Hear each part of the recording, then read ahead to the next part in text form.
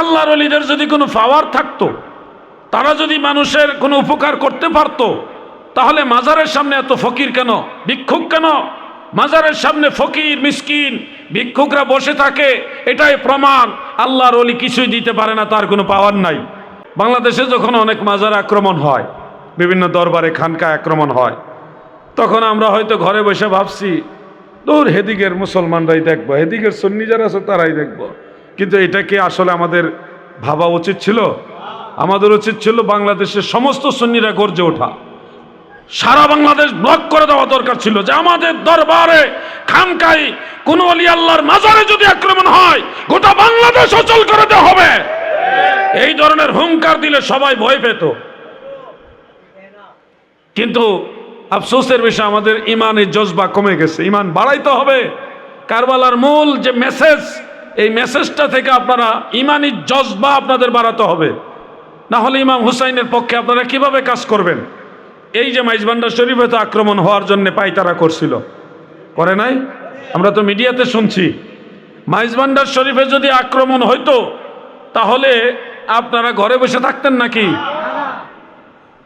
আপনারা যদি বলতেন ওয়াহাবিদের মতো যে আল্লাহর ওলির দরবার আল্লাহই বাঁচাইব, অনেক সময় তারা প্রশ্ন করে না, কই কারবালার ময়দানে ইমাম হুসাইনকে শহীদ করে ফেললো, উনি নিজে কারামত দিয়া বাঁচাইতে পারলো না কেন? এই ধরনের কথা বলে। নাউজুবিল্লাহ সুম্মা নাউজুবিল্লাহ। আর একটা ছেলে ইরাকে না, এটা হলো উজবেকিস্তানে, আহলে হাদিসের একটা ছেলে, তথাকথিত আহলে হাদিসের একটা ছেলে, সেই উজবেকিস্তানে ইমাম বুখারী রহমতুল্লাহ আলাইহির মাজারের আশেপাশে দাঁড়িয়ে দাঁড়িয়ে বলতেছে যে আপনি আল্লাহকে পাইবেন, আল্লাহকে রাজি খুশি করবেন, এখানে মাঝখানে ওসিলা ধরার দরকার কি? ওসিলা ধরা মানে তো দালাল ধরা, তাদের কোনো বিশেষ পাওয়ার নাই। যারা মরে গেছে, মরে এখানে নিথর হয়ে পড়ে আছে, তাদের কোনো পাওয়ার নাই। এই ধরনের কথা বলেছিল। এবং আরেকজন বক্তা বলতেছে, আমি এগুলি শুনি মাঝে মধ্যে, অবসর সময়টা বিভিন্ন বক্তাদের আলোচনা শুনি, সে বলতেছে আল্লাহর ওলিদের যদি কোনো পাওয়ারই থাকতো তাহলে শাহজালালের মাজারে বন্যার পানি উঠলো কেমনে? হযরত শাহজালালের মাজারে যেহেতু বন্যার পানি উঠছে, পানির তলে চলে গেছে, সেহেতু বোঝা গেল আল্লাহর ওলির কোনো পাওয়ার নাই। নাউজুবিল্লাহি মিন যালিক। আমার যুবক ভাইরা গুগলে সার্চ দিয়ে আপনারা দেখে নেবেন, কাবা ঘরও বেশ কয়েকবার বন্যায় পানির নিচে গেছিল, কাবা ঘর বাইতুল্লাহ শরীফ। আপনারা এবার আমাকে উত্তর দেন যে পানির নিচে গেলেই যদি বোঝা যায় পাওয়ার নাই, তা আল্লাহর ওলির মাজার তো না, অন্য আশেপাশে দুই একটা মাজার পানির নিচে গেছে, এই কারণে বলছেন আল্লাহর ওলির পাওয়ার নাই। তা আপনার যুক্তিতে তো বোঝা যাবে আল্লাহরও পাওয়ার নাই। নাউজুবিল্লাহ। কারণ বাইতুল্লাহ শরীফ কাবাঘর পানির নিচে গেছে, তৎকালীন যারা কাবাঘর তাওয়াফ করছে সাঁতার কাইটা অনেকে তাওয়াফ করছে, ভিডিওগুলো এই পিকচারগুলো আছে এখনো, গুগলে আপনারা সার্চ দিলেই পাবেন। আল্লাহর ওলিদের যদি কোনো পাওয়ার থাকতো, তারা যদি মানুষের কোনো উপকার করতে পারত, তাহলে মাজারের সামনে এত ফকির কেন, ভিক্ষুক কেন? মাজারের সামনে ফকির মিসকিন ভিক্ষুকরা বসে থাকে, এটাই প্রমাণ আল্লাহর ওলি কিছুই দিতে পারে না, তার কোনো পাওয়ার নাই। বাস্তবে আমাদের বক্তব্যটা এরকম নয় যে আল্লাহর ওলি আমাদেরকে দেয়, এরকম বলি না। আমরা বলি আল্লাহর ওলির উসিলায় আল্লাহ দেয়, এইখানে গেলে পাওয়া যায়। দেখে আল্লাহ, আল্লাহর ওলি হলো ওসিলা, ওইখানে গেলে আল্লাহ তাআলা তাড়াতাড়ি দোয়াটা কবুল করে। ইন্না দুআ মুস্তাজাবাতুন ইনদা কুবুরিল আমবিয়াই ওয়াশ শুহাদাই ওয়াস সালিহিন। নবীগণ, শুহাদায়ে কেরাম, সালিহিন, ওনাদের কবর শরীফ, মাজার শরীফের কাছে দাঁড়িয়ে দোয়া করলে সেই দোয়াটা নিশ্চিত কবুল হয়ে যায়। সুবহানাল্লাহ বলেন।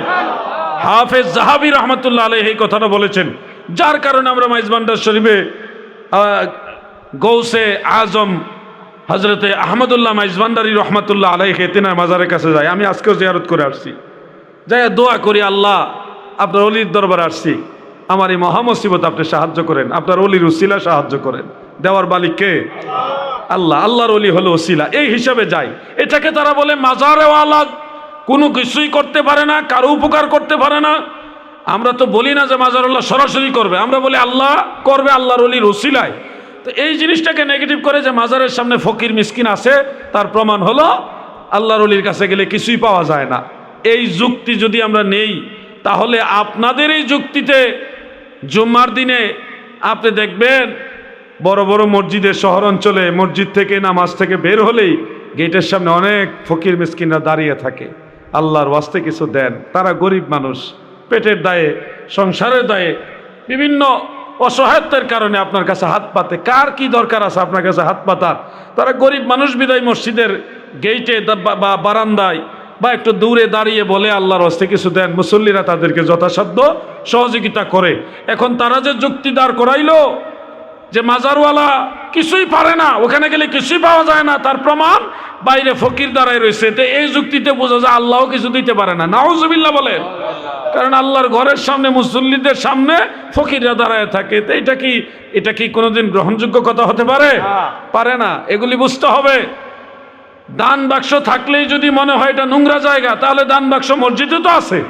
মাজারে যদি দান বাক্স থাকলে মনে হয় যে এখানে টাকা পয়সা দিয়ে কোনো ফায়দা নাই, মসজিদ একটা পবিত্র জায়গা, এখানেও তো আমরা দান বাক্স দিই। এই টাকা দিয়ে ইমাম সাহেব, মুয়াজ্জিন সাহেব, মসজিদের খাদেম সাহেব, আনুষঙ্গিক আর অনেক খরচ এগুলি আমরা বহন করে থাকি, বেয়ার করে থাকি। তো এই যে এই 10 জনের টাকাই তো ধর্মীয় প্রতিষ্ঠান চলে, কিন্তু মসজিদের দান বাক্স নিয়ে কারো কোনো আপত্তি নাই, থাকার কথাও না। মাদ্রাসার দান বাক্স নিয়ে কোনো আপত্তি নাই, কিন্তু আল্লাহর ওলির দরবারে দান বাক্স দেখলে ওনার অনেক ধরনের আপত্তি। কেন রে ভাই? আল্লাহর ওলির দরবার, এটাকে আলাদা চলবে? 10 জনের টাকা লাগবে না?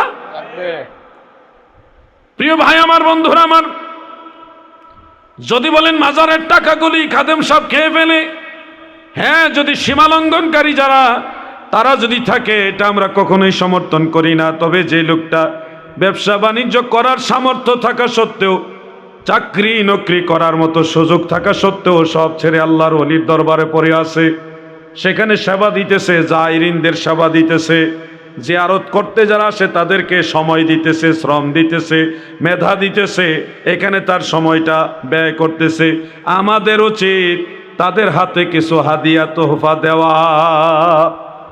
আমি ফিলিস্তিনে যতগুলি মাজার জিয়ারত করে আসছি কয়েকদিন আগে, আমাদের জাতির পিতা হযরত ইব্রাহিম আলাইহিস সালামের মাজার, হযরত ইয়াকুব আলাইহিস সালামের মাজার, হযরত ইসহাক আলাইহিস সালামের মাজার, হযরত ইউসুফ আলাইহিস সালামের মাজার, তিনাদের সবার মাজার এক জায়গায়।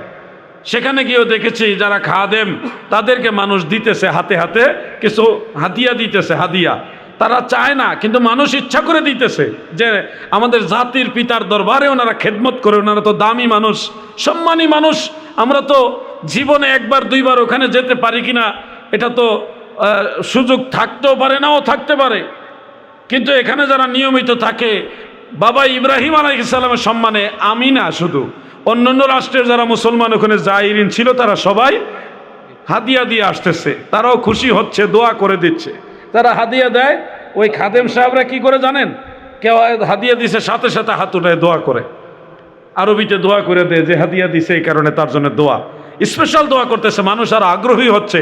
এমন একটা পবিত্র জায়গায়, এমন একজন আল্লাহর নবী এবং রসুলের কাছে আমি জিয়ারত করতে পারলাম, খাদেম সাহেবের হাতে হয়তো আমি $20 দিলাম, $50 দিলাম, দেওয়াতে সে 2 হাত তুলে আল্লাহর নবীর দরবারে দোয়া করতেছে, এটা তার নসিবের একটা ব্যাপার। সেই ইরাকে শেরে খুদা মাওলা আলীর দরবারে, হজরতে ইমাম হুসাইন রাদিয়াল্লাহু আনহুর মাজারে, বিভিন্ন জায়গায় জিয়ারত করছি, গাউসে পাকের দরবারে, ওখানেও খাদেমরা আছে, তাদেরকে আমরা কিছু দেওয়ার চেষ্টা করছি, তারাও আমাদের জন্য দোয়া করেছে। এগুলি তো আবেগের জায়গা, প্রেমের জায়গা, মহব্বতের জায়গা। কিন্তু আপনি এটা নেগেটিভ দেখলে তো হবে না। আর নেগেটিভ যদি দেখেন তাহলে আপনাদের বেলায় জায়েজ হয়। মাদ্রাসার হুজুরের হাতে যখন আপনি 500 টাকার নোট দিন, হুজুর বেজার হয় নাকি? বেজার হয় না, খুশি হয়। কারণ আলেম ওলামারা এমনিতেই অভাব অনটনে থাকে, কারো কাছে মুখ খুলে বলে না। কষ্টে করে ছেলে মেয়ে নিয়ে লেখাপড়া করে, কিন্তু মুখ খুলে বলে না। আপনি যখন জুমার দিন 100 টাকা, 500 টাকা বা কম বেশি আপনার তাও তৌফিকও যাও ওনার কাছে দিয়ে বলেন যে আমার মা বাবার জন্য দোয়া করেন। হুজুর তো দোয়া করবেই, অন্তর থেকে দোয়া করবে। হুজুরের জন্য এটা একটা সহায়তা, তার ফ্যামিলির জন্য সহায়তা। আপনারা মনে করেন না যে একজন আলেম মসজিদ ইমামতি করে এই কারণে সে হয়তো একেবারেই কোনো যোগ্যতা নাই, তা না। বরং আলেম ওলামারা চাইলে, তাদের যে মেধা আছে, তাদের যে আগ্রহ আছে, এরা চাইলে আপনাদের চাইতে, জেনারেল শিক্ষিত যারা, আপনাদের চাইতে ভালো কিছু করে দেখাতেও পারবে। অতীতে আমরা দেখেছি অনেক মন্ত্রী যেগুলি আদাফাগল হিসেবে স্বীকৃতি হয়েছে, মন্ত্রী মনে আসেনি আপনারা? মাথা চুল আসিল না, এক ডাক্তার মন্ত্রী হয়েছিল। ভুলে গেছেন নাকি, নাম বলবো না। এরকম মন্ত্রী যারা, তাদের চাইতে আমাদের দেশের আলেম ওলামাদের জ্ঞান মেধা কি কম না বেশি? অতএব বলবো আলেমদেরকে সম্মান করলে এখানে আপনারও লাভ, আলেম ওলামাদেরও লাভ। মাজারে যারা থাকে তারাও যে একেবারে অযোগ্যতা না। এই লোকটা মাজারে যার জিয়ারত করার জন্য আপনি অনেক দূরে যাচ্ছেন, তার কাছে সব সময় থাকে, সেখান থেকে ফায়েজ হাসিল করে। তবে যারা মাজার নিয়ে ব্যবসা করে তাদের থেকে এড়ায় থাকবেন। নেগেটিভ সাইডটা মাইনাস করবেন, পজিটিভ সাইডটা গ্রহণ করবেন। আল্লাহ তাআলা আমাদের সবাইকে বুঝার তৌফিক দেন, বলেন আমিন। যুবক ভাইরা বুঝতেছেন না আপনারা? মাজার দেখলেই কিছু মানুষের কেমন যেন একটা অ্যালার্জি হয়ে যায়। আর মাজার জিনিসটা কি এখন মানে একটা নেগেটিভ একটা মেসেজ সবার ব্রেনে পৌঁছে দিছে, মাজার ইসলামে নাই। ইসলামে মাজার আছে,